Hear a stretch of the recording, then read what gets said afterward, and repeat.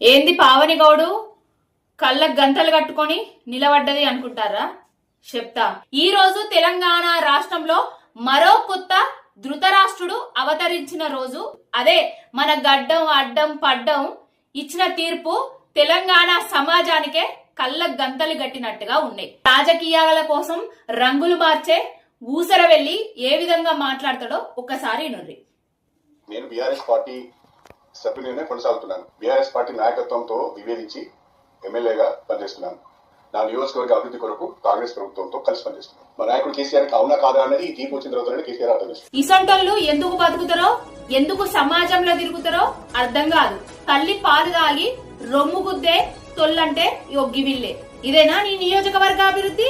నీ నియోజకవర్గం అంటే నీ బిడ్డ ఒక్కతేనా?